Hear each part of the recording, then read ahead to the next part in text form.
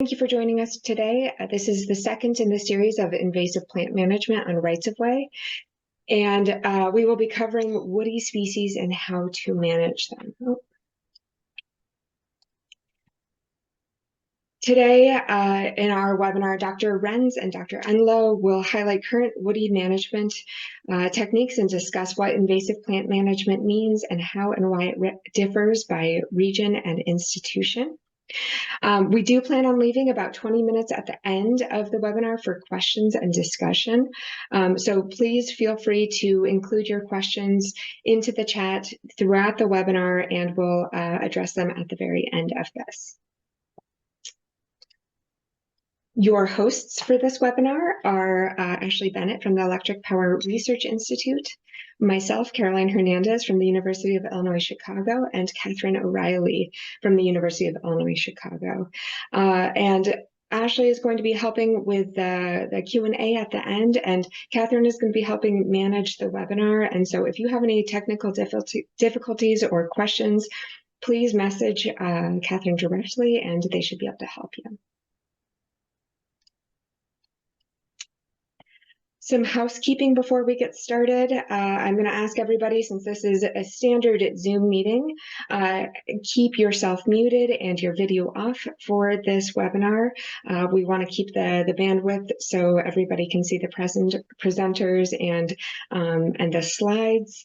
And I would encourage you all to update your Zoom name to include your organization and your name. So if there are any leftover questions, or discussion, then we can reach it back out to you, and we can also answer those questions directly during the webinar. As I said before, if you have any technical issues, please contact Catherine directly in the chat, and submit all of your questions or comments. Actually, we just changed this as we were starting, so we no longer have a Q&A box, but we are encouraging you to submit your questions directly to the chat, and then we will address them at the end of the webinar. We're also going to have some interactive portions where the presenters are going to be asking you all questions on your management techniques. And so I would encourage you to use the chat box for that as well. We are recording this presentation, and we will be sharing it once we have finalized the presentation on the Rights of Ways Habitat Working Group website. And then we plan on sharing the names and email addresses of the webinar attendees for you all to connect, especially if you're all sharing, hey, I've had success with this invasive management technique, or I need help with this. So if you would like to be excluded from that list, please reach out to Catherine, and we can exclude you. And those instructions on how to change your name are there on the right-hand side. There's the 3 dots on the top right-hand corner of your name and your face, and that's where you would do the renaming. I would like to welcome our presenters today, Dr. Mark Renz and Dr. Stephen Enloe. Dr. Renz is a professor and extension weed specialist with the University of Wisconsin-Madison. Dr. Renz researches and extends the information about biology and management of invasive plants.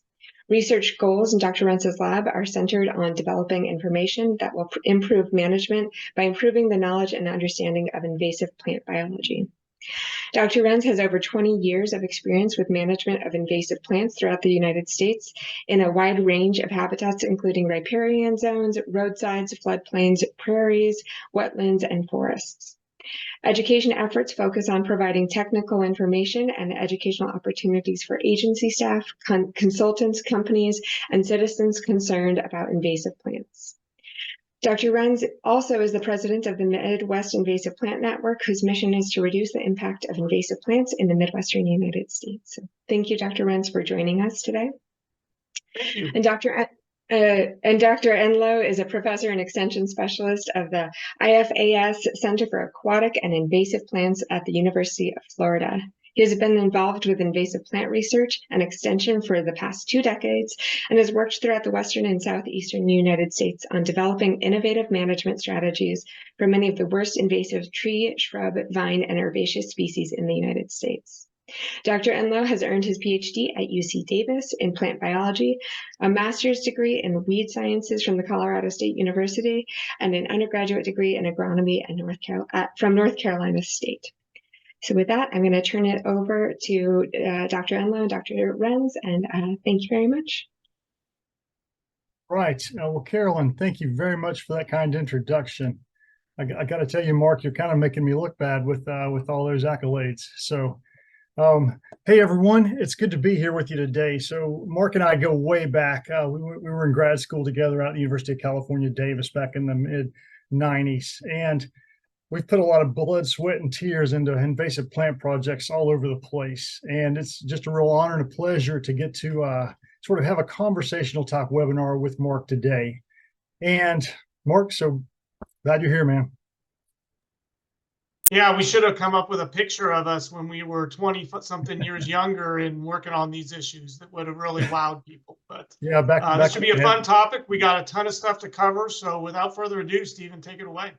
All right. So, Mark and I give a lot of talks, and, oftentimes people are asking us, what is this and how do I control it or how do I kill it? And our goal today is not to lay out just an absolute technical prescriptions for invasive plants. I know a lot of you have come here and you have specific questions, maybe seeking that technical advice, and put those in the chat, and we'll be happy to address those at the end.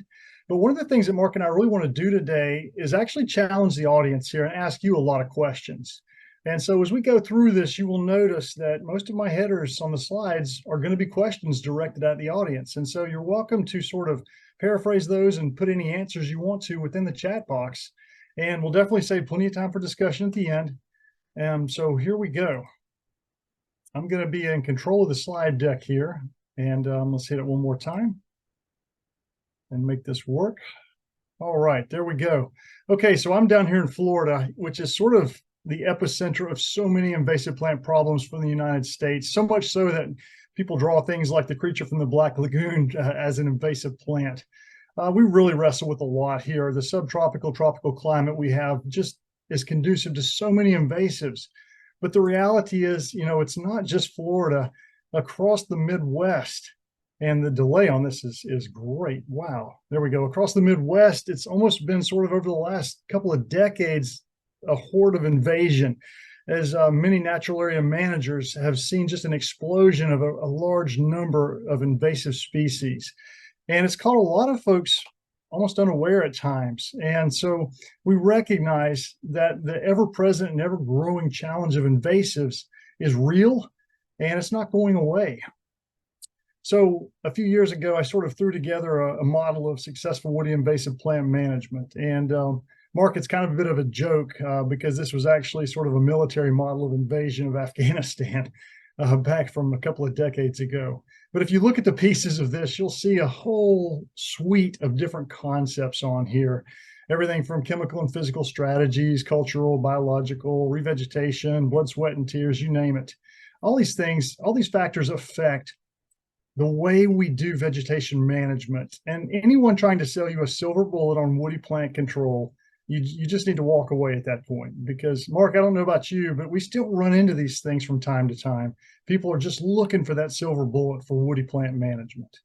Yeah, I think a lot of it comes down to a lot of historical and a lot of agricultural influences where we have exactly what you need. Buy this, or this is the approach. Particularly in natural areas, it's complex.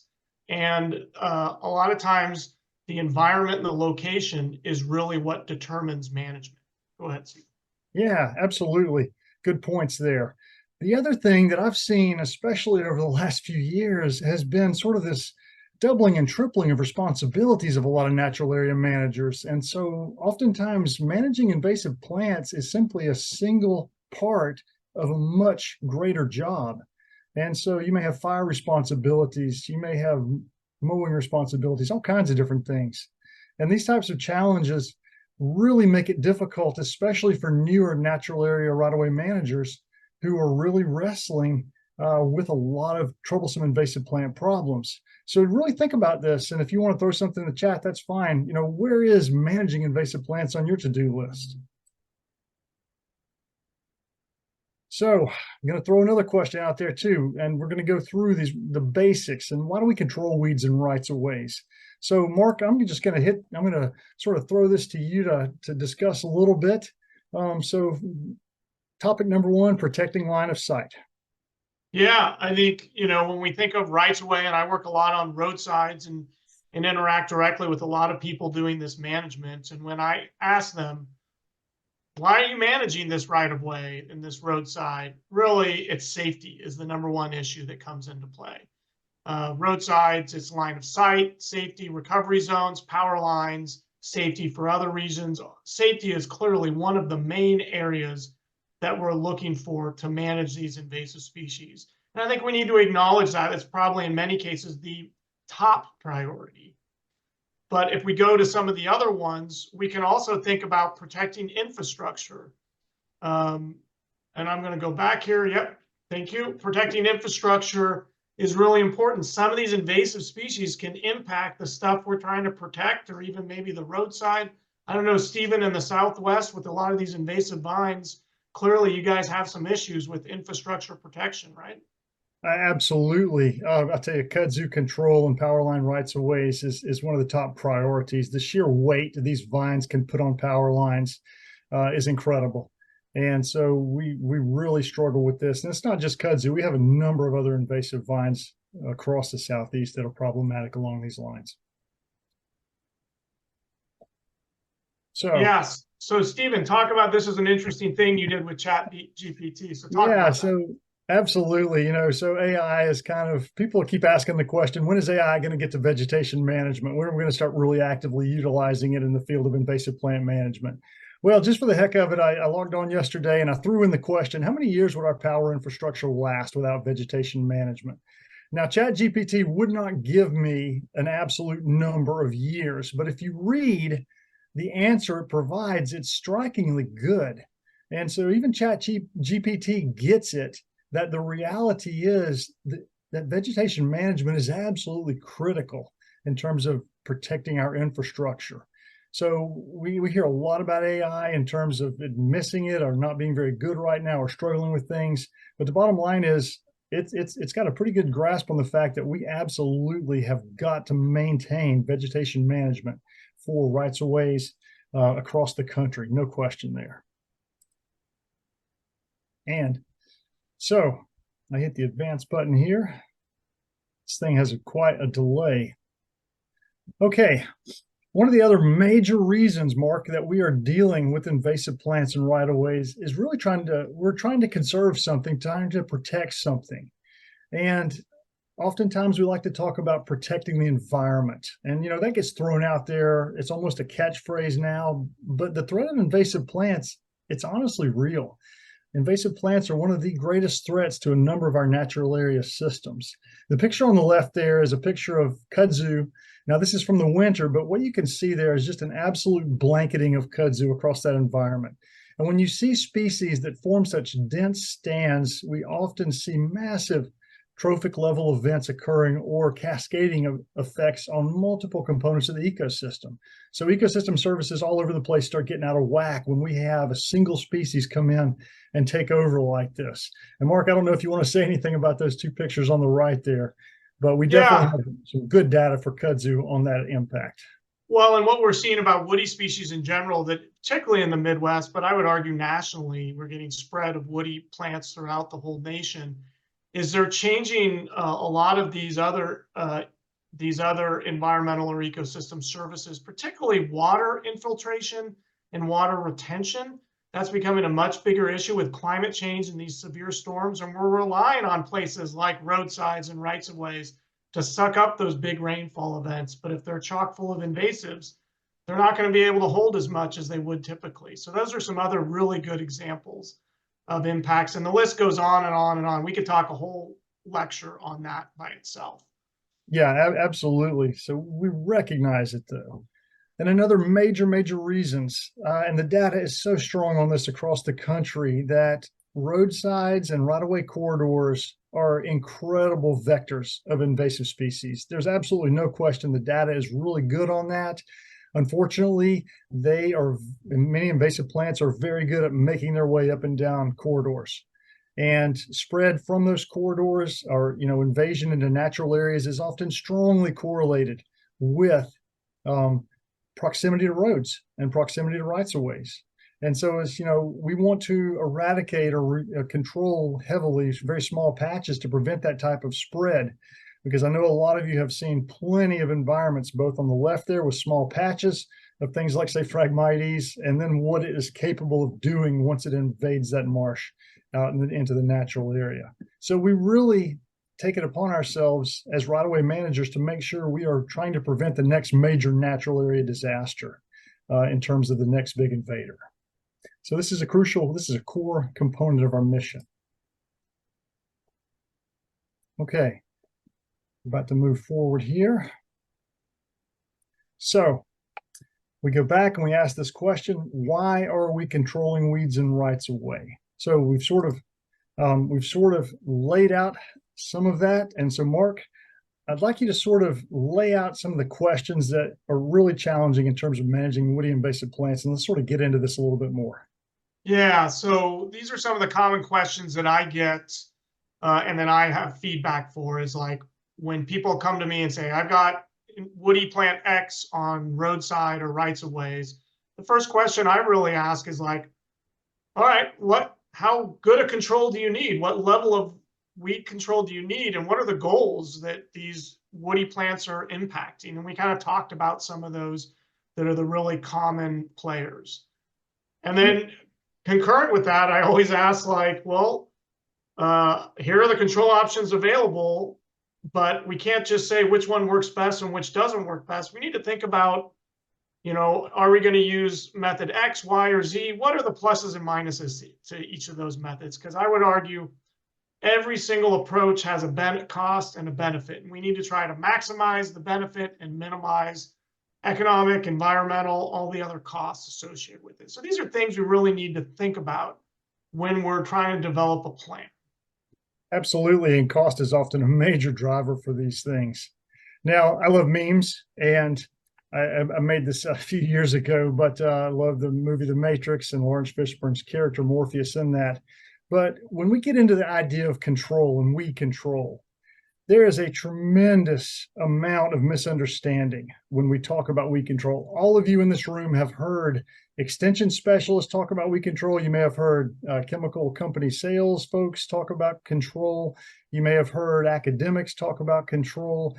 And I got to tell you, they may not always be providing the best context, and it's very easy to erroneously think you're going to expect a certain amount of control for something when that was never the intended idea in the original conversation. So let's get into that. And what do I mean by that? So basically, as we move forward here, think about this. I've got a few pictures here. Pine trees. So in silvicultural pine operations, what is successful woody plant control, say, to grow pine trees? How many years of control do you need out of that? Well, we want to give those seedling pines a head start. So oftentimes, simply getting them a couple of year head start ahead of other woody invasives is what they need to get going. And so we might think of that as sort of a window of control needed, but that's multiple applications from site prep all the way to herbaceous release. In pastures, where we have grazing animals actively grazing some forage, we have a lot of troublesome weeds like Canada thistle and other things that are really detrimental to grazing. And so we think about sort of a period of weed control that's desirable or expected there to be literally the grazing period or the growing season. Think about aquatics.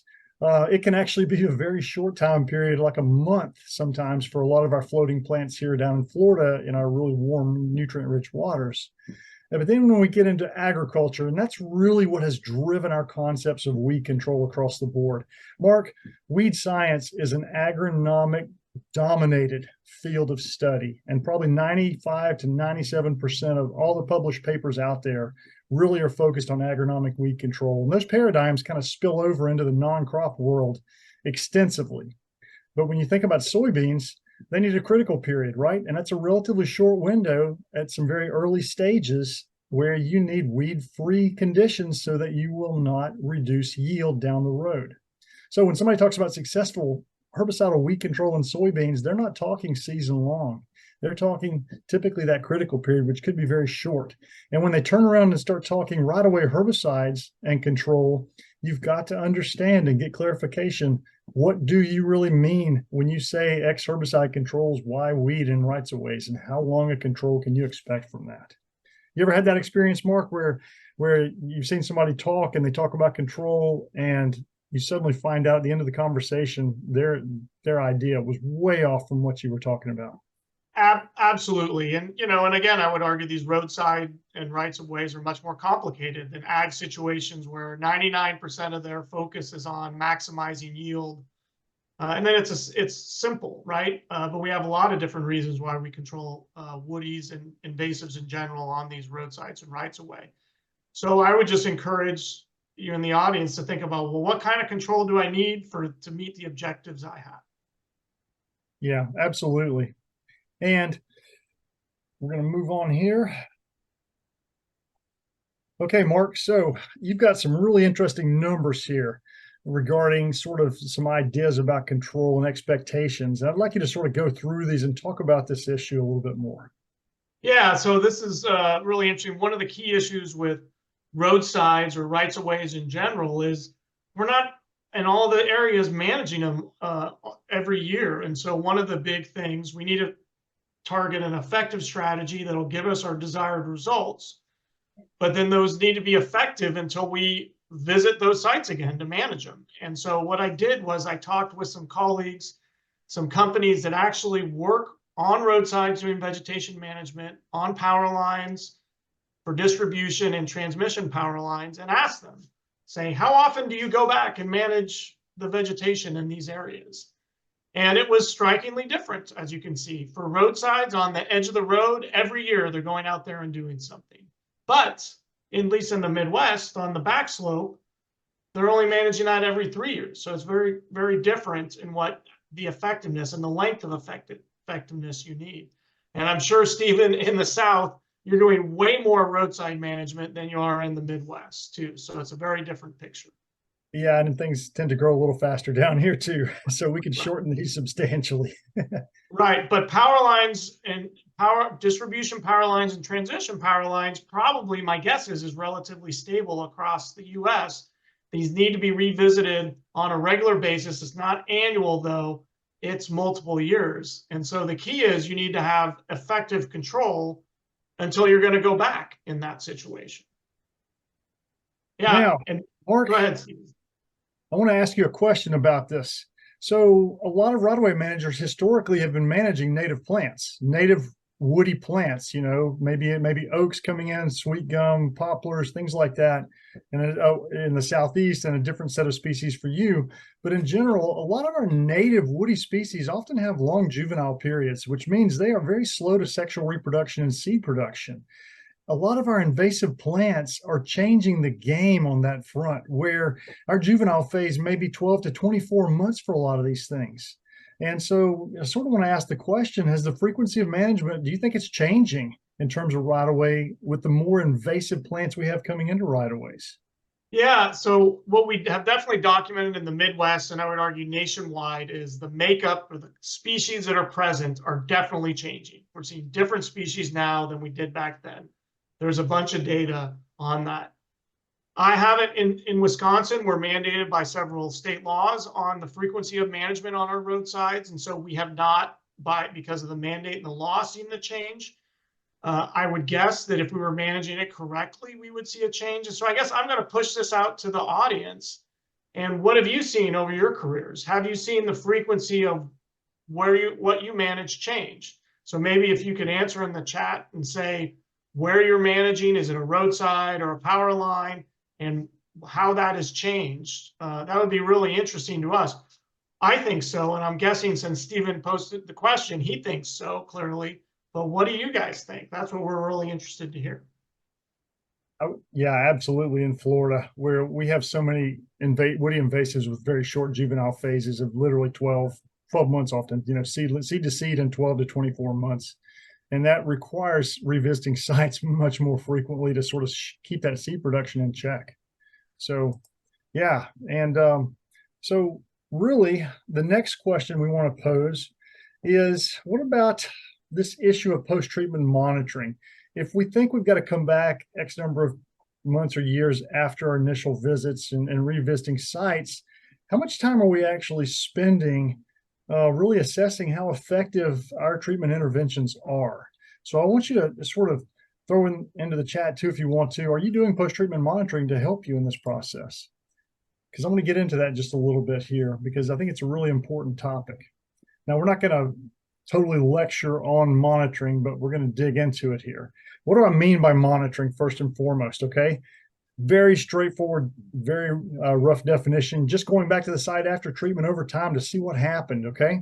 So, and these are some of the key questions that need to be answered with monitoring. Of course, did the target species brown out when you treated them, or did the non-targets brown out? Did you have a lot of non-target damage? Is there regrowth already? So when you go back, and at what timing does regrowth sort of begin? And are the right plants coming back? Especially in rights of ways, we think about creating habitats that are going to be very conducive to a lot of wildlife or native species. So are we seeing that plant community trajectory in the right place coming back? So these are all important, very simple type questions. Now, the problem though is, and this is a real major issue, and that is that not enough land managers are doing post-treatment monitoring here in the US. And I find this everywhere I go, and they all tell me the same thing. We're too busy killing stuff to actually go back and see if we killed it. It's unbelievable almost, but it's a fundamental reality that a lot of our contractors here in Florida are moving so fast from job to job. They don't have time, and they're not even really being paid to go back and do post-treatment monitoring. It's simply the upfront management aspects. And oftentimes the monitoring may be left to the landowners or the agencies, the public landowners, and they are so strapped for time themselves, they have trouble getting back to it. So we see that as a real problem, but I think it's one of the issues that results in poor long-term management, because we simply are ignorant of the level of success we are achieving following different invasive plant management approaches. So it's kind of a paradox, and you can see the picture there on the right is a bit of a paradox, but it's a real issue for invasive plant management, and I've seen it everywhere I've been. But look at this. So Mark, I want you to sort of run through these, okay? I'm going to just click them.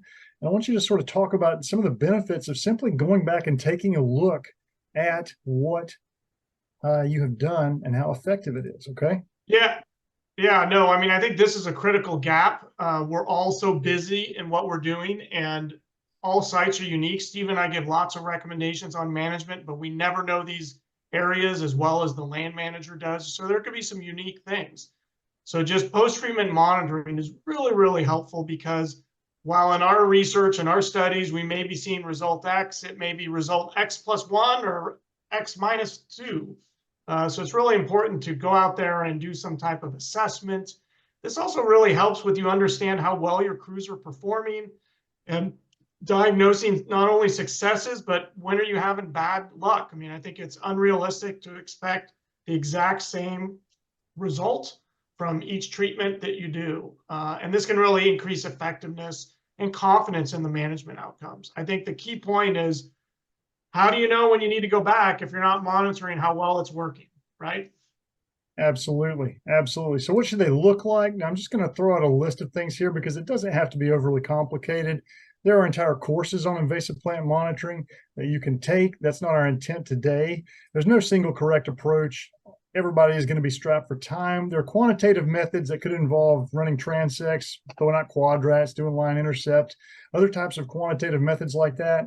Those are the types of things that are often done by the academics. And the little secret is that it's those types of things that typically Mark and I tend to do to get really hardcore quantitative data on how effective treatments are over time. The reality for most land managers, though, it's going to be very straightforward. Photo points, simply recording observations and drive-bys, okay? Getting back out on the ground. The keys to success, though, commit to it, okay? You've got to schedule it. Make sure you take good notes and make a commitment to do it. Here's what I find, Mark, and I want to see if you have the same experience.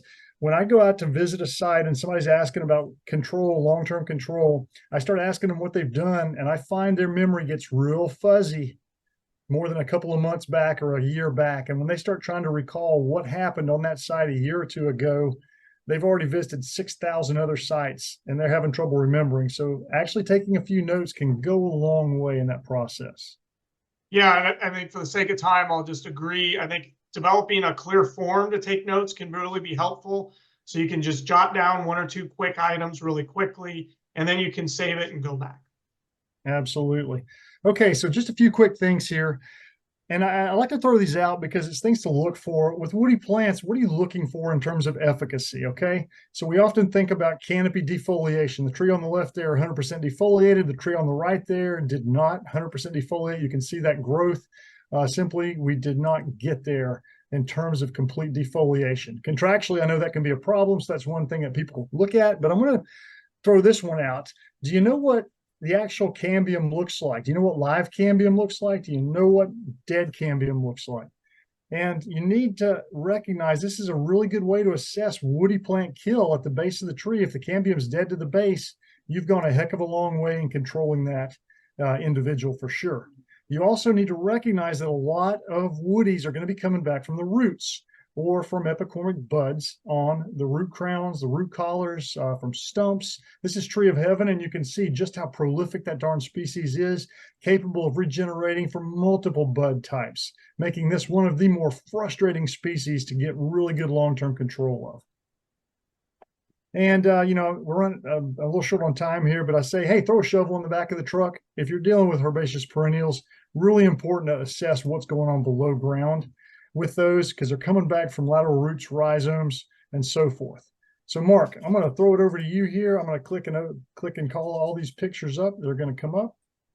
And great.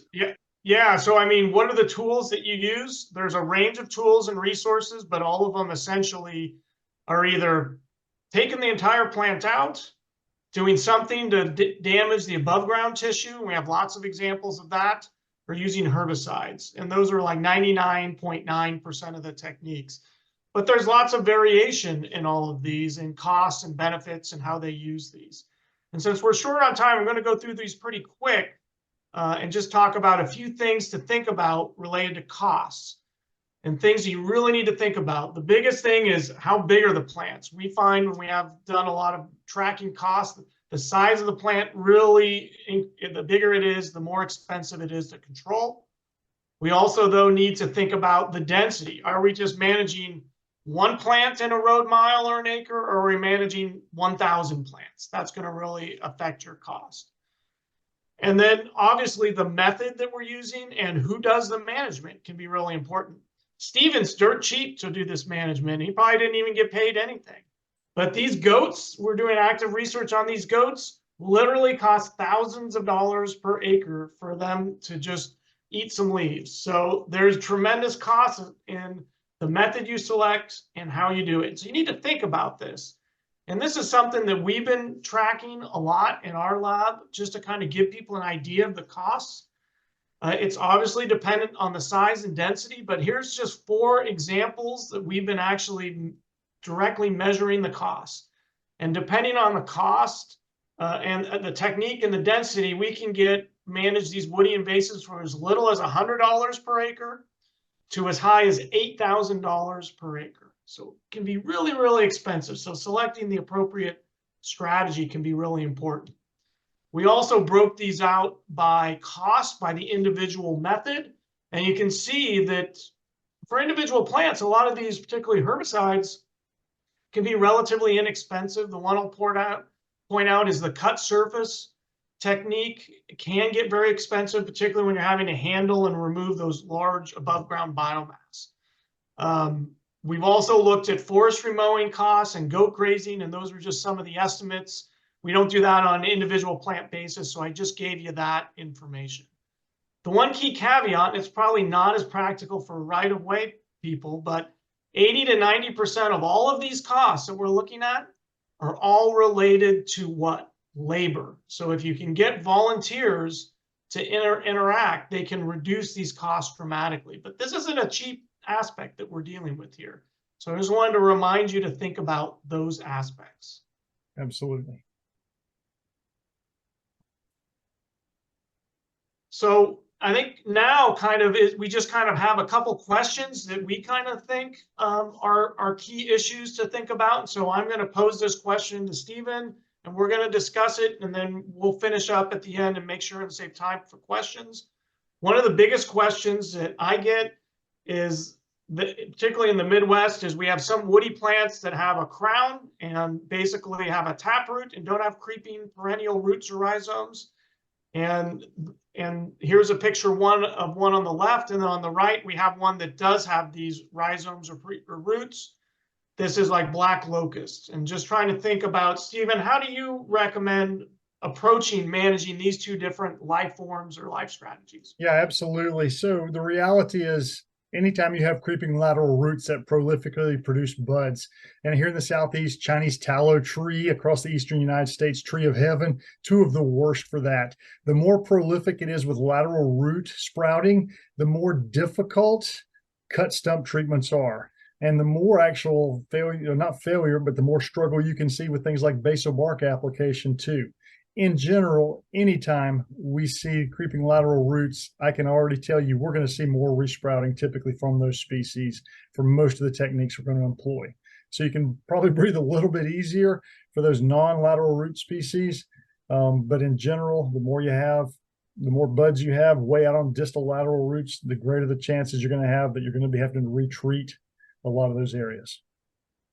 Yeah. In our neck of the woods, we get a lot of questions with black locust in particular, and people always want to do a cut surface treatment. And I always have to remind them, when you have a creeping plant like black locust, tree of heaven, the second you cut that plant, those adventitious buds are released from that apical dominance and start to grow. And it's really difficult to get enough herbicide to suppress those. So we tend to rarely recommend cutting involved in any management, unless we've had large scale success. If you say, all right, we're going to cut this and we're not going to do anything, let it resprout for a year, and then we're going to treat foliarly. That's the only time when we get actually high levels of success, because we can get enough herbicide into those lateral buds because they've already resprouted.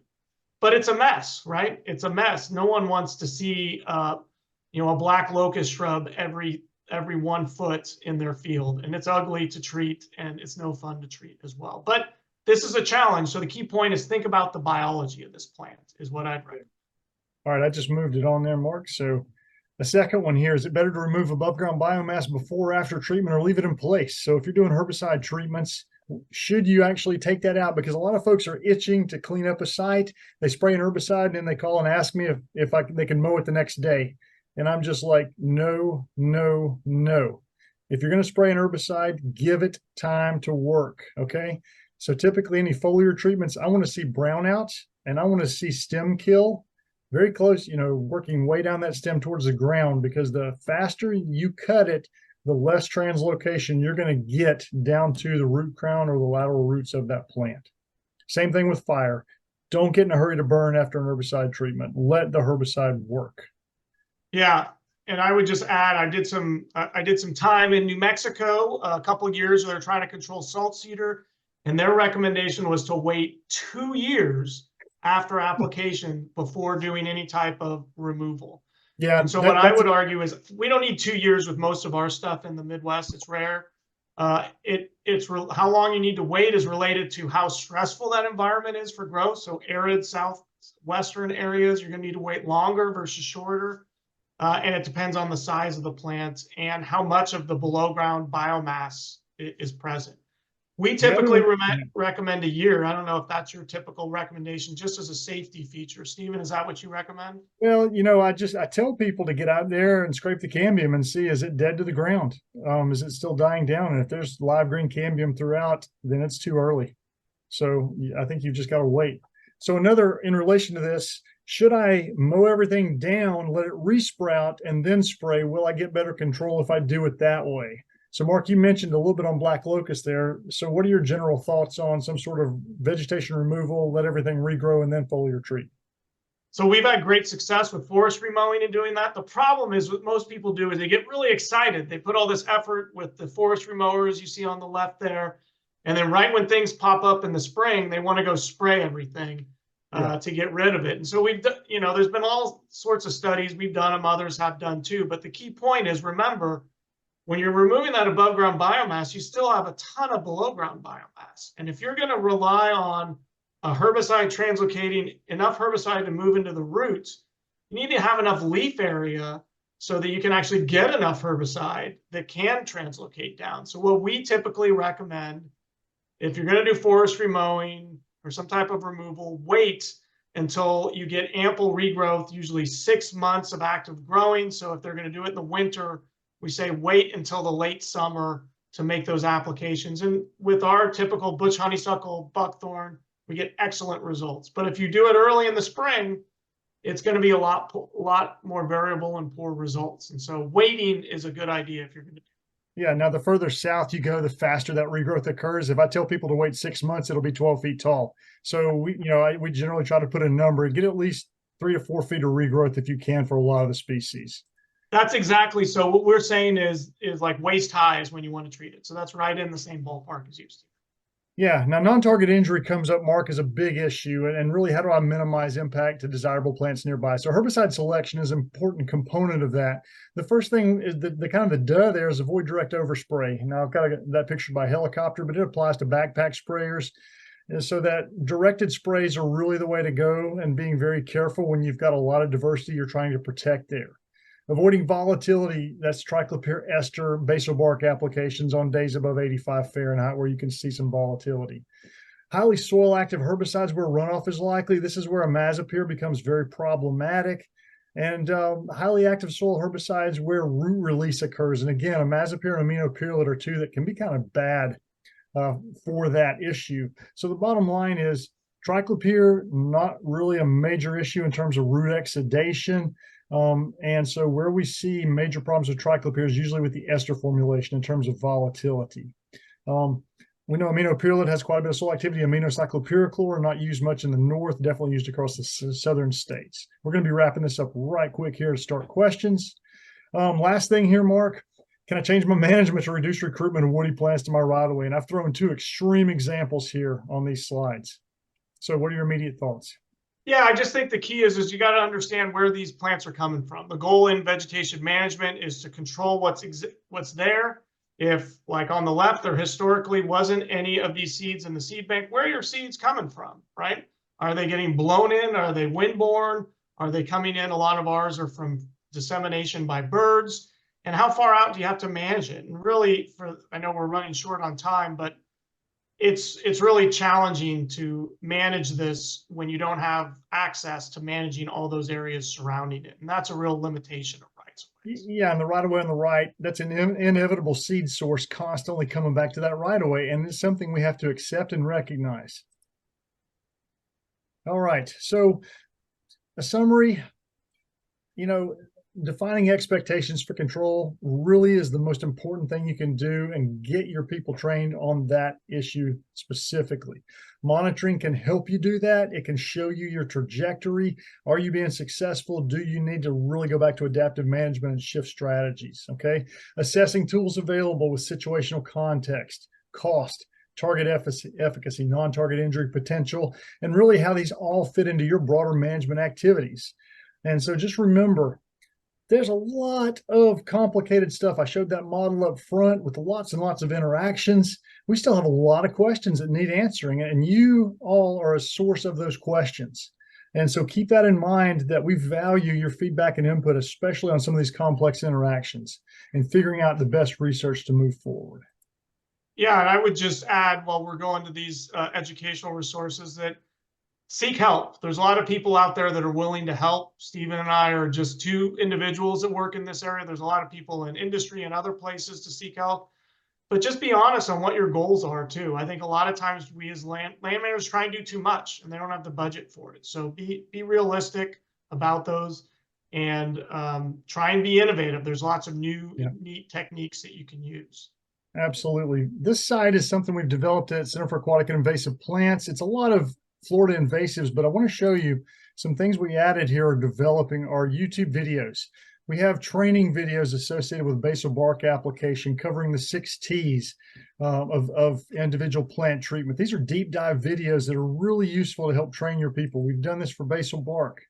We've done this for cut stump applications, and we've done this for reduced hack and squirt. So these video series, I encourage you to go to the site, check them out. They are definitely worth your time. They typically are about a total of 90 minutes for each of the series, and short videos of typically 7 to 10 minutes long each. With that, we're a couple of minutes over here, but we're going to stop and start answering questions. Thank you very much for your time. Well, Mark and Stephen, thank you so much for that great presentation. I want to welcome everyone to put questions in the chat. I haven't seen any yet, and I want to thank everyone for all the comments they've put in on how they are monitoring and recording data. So maybe I'll kick us off, Mark. So while you were speaking, you mentioned that you were starting a right-of-way project using goats. I also have a right-of-way project that we're going to be starting looking at goats to do vegetation management on a utility right-of-way. So selfishly, I would love to hear a little bit more about your project, what species you're targeting, if you have any preliminary data on the effectiveness of your goats.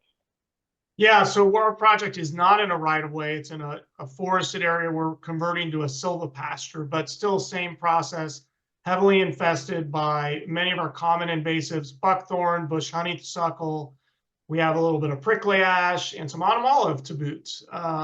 And so we've been doing this project for over 3 years. 2 years of goat grazing was averaged over $1,000 per acre per year, so very expensive. But we're also integrating that with other techniques. And what we found basically worked the best with all the comparisons was when we first did some type of forestry mowing the very first year, we're again in dense forested areas. And then we came back to the resprouts after that, and whether we either spot treated with a herbicide or if we use goats. We were getting not quite as good a control when we came back with goats in the second year, but we were getting much better than those other issues. And I do see they're asking about how many goats per acre. Off the top of my head, I think it was 25 to 30 goats per acre. We were rotationally grazing them where they fed on those plants until they got rid of all the leaves and had no food available, which ended up in our plots, which were 1/4 of an acre, like 1 to 2 days is how long they were. So we're pretty intensive in our approach. Yeah. Okay, but they grazed that down pretty fast. Have you done any work or know of any projects where they've done seeding to try to get native vegetation kind of reestablished after, goats have come through, and the timing and maybe effectiveness of that? So we haven't, but I know in the pasture world, and Stephen can probably touch basis on this as well, they've often integrated seeding in times of the year when they have higher densities of animals in. That hoof action can help integrate some of those seeds into the soil, and they've had large scale success. We haven't done it just because we had limited abilities to get animals onto that site, but that would definitely be an approach.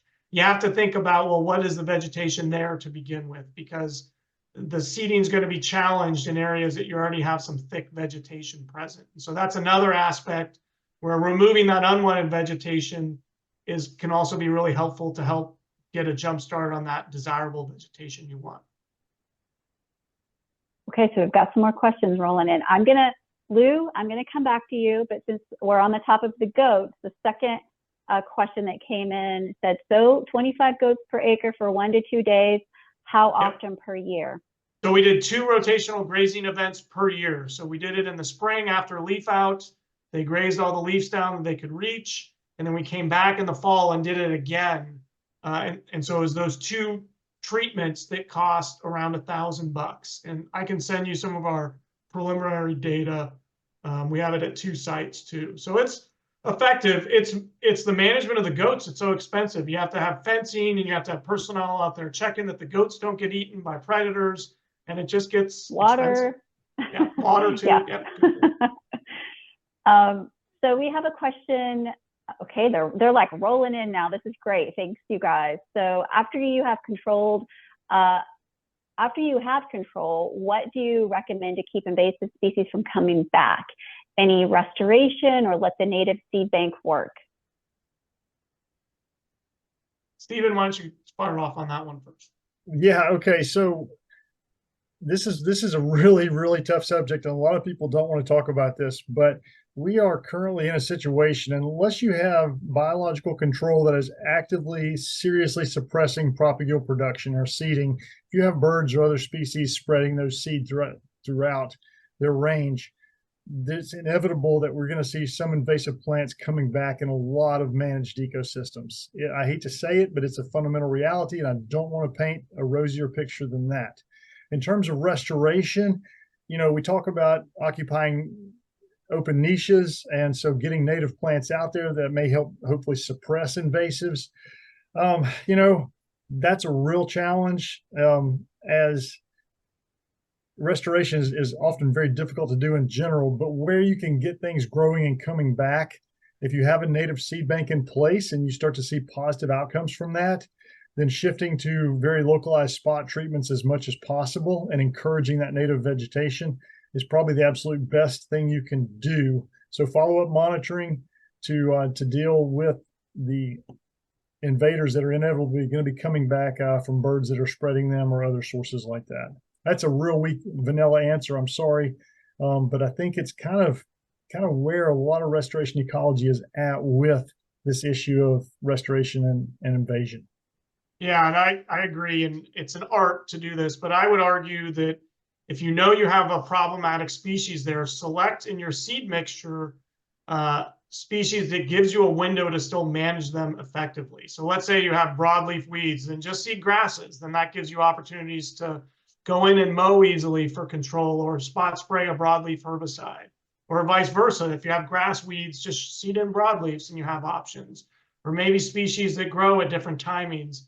The worst situation is what we see this all the time, at least in the Midwest, is they'll seed in like 50 native plants and the seed mixture costs $5,000 per acre. And they have no windows to manage that because all the plants are growing at the same time when the invasive species are. And so avoid that, I think, is my key piece of advice. I think that's really good advice. And I hate to say that less diverse seed mixes, you probably will give you a greater chance for enhanced selectivity down the road.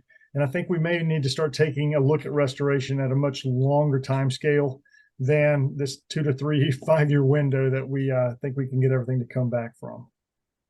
Okay. Okay, so we have at least 2 more questions in the chat. The first one is on autumn olive. It's the primary target in northern rights of way. We use basal bark applications exclusively since imazapyr, I hope I pronounced that right, has fallen out of favor. What herbicide chemistries have you found to be the most effective? And then timing of application for best results.